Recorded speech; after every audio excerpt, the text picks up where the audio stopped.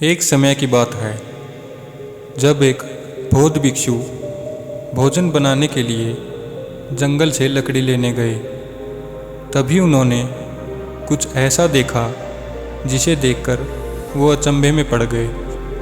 उन्होंने एक लोमड़ी को देखा जिसके पैरों में काफ़ी गहरी चोट लगी थी, जिसके कारण वो शिकार नहीं कर पा रही थी, लेकिन फिर वह काफ़ी स्वस्थ प्रतीत हो रही थी।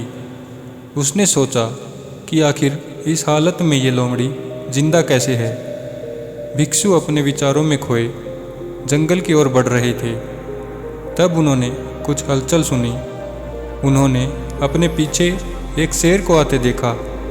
शेर देखते ही वो तुरंत पेड़ पर चढ़ गए और वहाँ से देखने लगे। शेर ने एक हिरण का शिकार किया था और उसे अपने जबड़े में दबाकर लोमड़ी की तरफ बढ़ रहा था।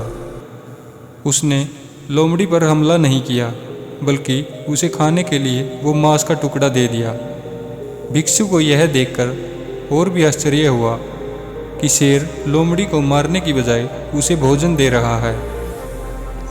भिक्षु को काफ़ी आश्चर्य हुआ, इसलिए अगले दिन वो फिर से उस पेड़ पर चढ़ा और शेर का इंतज़ार करने लगा। फिर से वही हुआ। शेर शिकार का टुकड़ा लोमड़ी को दे देता और बहुत दिनों तक ऐसे ही चलता रहा। भिक्षुक बोले कि यह भगवान के होने का प्रमाण है। वो जिसे पैदा करते हैं उसकी रोटी का भी इंतज़ाम वो करते हैं। आज से इस लोमड़ी की तरह मैं भी ऊपर वाले की दया पर जीऊँगा, वही मेरे भोजन की व्यवस्था करेंगे। ये सोचकर वो एक वीरान जंगल में बैठ गए। पहले, दूसरे और तीसरे दिन कोई नहीं आया। किसी ने उन पर ध्यान तक नहीं दिया। धीरे धीरे उनकी ताकत खत्म हो रही थी। वो चल फिर नहीं पा रहे थे।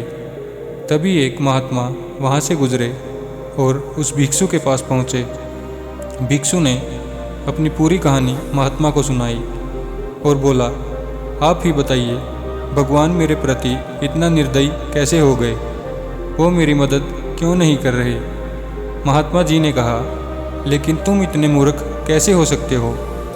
क्यों नहीं समझते कि ईश्वर तुम्हें उस शेर की तरह बनते देखना चाहते थे, उस लोमड़ी की तरह नहीं। सोचो, उस शेर को अगर कुछ हो जाए तो उस लोमड़ी का क्या होगा? जीवन में भी ऐसा ही होता है कि हमें चीज़ें जिस तरह समझनी चाहिए उसके विपरीत समझ लेते हैं। हम सभी के अंदर कुछ न कुछ ऐसी शक्तियां हैं जो हमें महान बना सकती है। ज़रूरत है बस उन्हें पहचानने की, यह ध्यान रखने की कि कहीं हम शेर की जगह लोमड़ी तो नहीं बन रहे।